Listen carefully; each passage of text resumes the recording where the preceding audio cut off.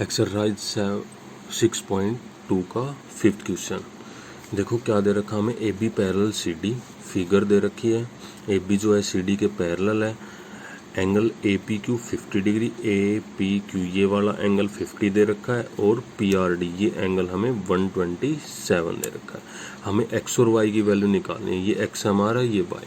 तो देखो कैसे करेंगे इस क्वेश्चन को। ये फिगर दे रखी है, गिवन में ये हमें सारा कुछ दे रखा है।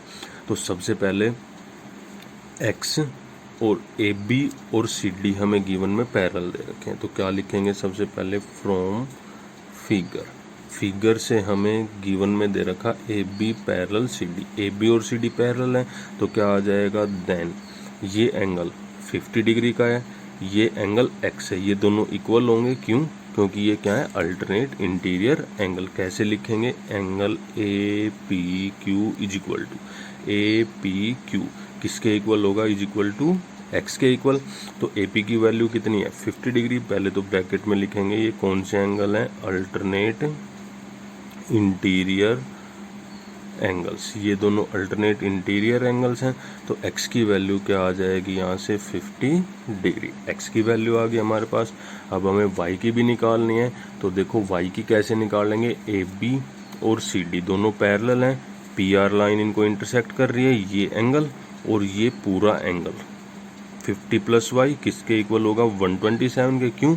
क्योंकि ये कौन से हैं, अल्टरनेट इंटीरियर एंगल है।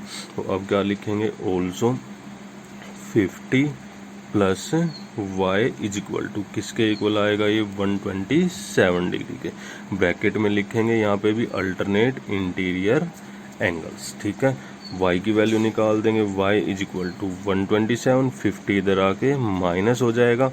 तो y की वैल्यू क्या आ जाएगी, 127 में से 50 माइनस करेंगे, कितना आ जाएगा, 77। ये y की वैल्यू आ जाएगी। हमें x और y की वैल्यू निकालनी थी बस। देखो अब नेक्स्ट क्वेश्चन, सिक्स्थ क्वेश्चन क्या दे रखा हमें, P Q and R S are two mirrors placed parallel to each other. देखो पी क्यू और आर एस दो मिरर हैं, दोनों एक दूसरे के पैरेलल हैं। An incident ray A B एक रे है जो पी क्यू पे स्ट्राइक करती है, फिर ये रिफ्लेक्ट होके कहाँ जाती है, आर एस को सी पे स्ट्राइक करेगी, फिर आर एस से रिफ्लेक्ट होके ये सी डी पाथ पे चली जाती है। हमें प्रूव क्या करना है, इसमें जो ए बी है उसको सी डी के पैरेलल प्रूव करना है। तो देखो इस क्वेश्चन को हम कैसे करेंगे। हमें गिवन में सबसे पहले तो हमें गिवन में क्या दे रखा है, गिवन में हमें दे रखा है ए बी पी क्यू जो पैरेलल है वो किसके पैरेलल दे रखा, आर एस के। इस क्वेश्चन में हम क्या करेंगे, सबसे पहले हम एक परपेंडिकुलर ड्रा करेंगे, बी एम एक परपेंडिकुलर ड्रा करेंगे और एक सी एन परपेंडिकुलर ड्रा करेंगे। सी एन बी एम किसके परपेंडिकुलर, पी क्यू। तो हम क्या लिखेंगे, draw B M perpendicular P Q. B M एक परपेंडिकुलर ड्रा किया हमने पी क्यू के, and C N perpendicular draw किया, सी एन परपेंडिकुलर किसके है, ये आर एस के। ये दोनों परपेंडिकुलर हमने ड्रा किए। उसके बाद देखो पी और क्यू पैरेलल है, क्या लिखेंगे, now since P Q parallel R S, P Q R S के पैरेलल है और ये दोनों 90-90 के एंगल है यहाँ पे। तो बी एम किसके पैरेलल होगा, एन सी के। बी एम किसके पैरेलल होगा, एन सी के। तो क्या आ जाएगा, दैट इम्प्लाइज जो बी एम है वो पैरेलल आ जाएगा एन सी के। ठीक है, ये दोनों पैरेलल हो जाएंगे। उसके बाद हम क्या करेंगे, देखो अब हम इन एंगल्स को नाम दे देते हैं। इस एंगल को हम 1 का नाम दे देते हैं, इसको 2, इस एंगल को हम नाम दे देते हैं 3, इस एंगल को नाम देते हैं 4। तो अब देखो क्या आ जाएगा, जो 2 एंगल है वो किसके इक्वल होगा, 3 के इक्वल होगा। क्योंकि पी क्यू जो लाइन है, ये वाली लाइन देखो बी एम और एन सी ये दोनों पैरेलल हैं। ठीक है, और ये एंगल 2 एंगल और 3 एंगल क्या होंगे, अल्टरनेट इंटीरियर एंगल होंगे। बी सी लाइन इनको इंटरसेक्ट कर रही है। तो क्या लिखेंगे, now angle 2 is equal to क्या आ जाएगा, एंगल 3।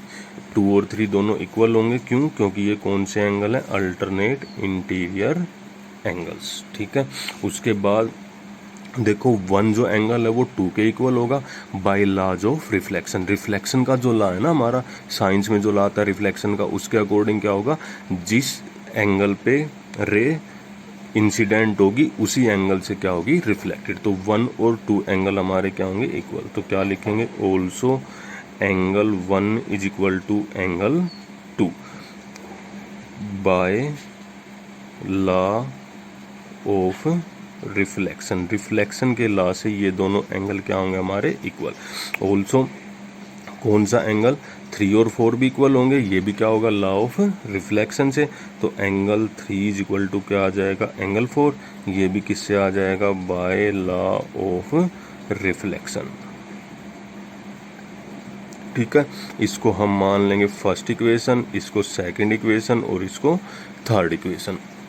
तो अब क्या आ जाएगा, from equation first second and third. First second और थर्ड इक्वेशन से क्या आ जाएगा, देखो चारों एंगल आपस में क्या आ जाएंगे, इक्वल।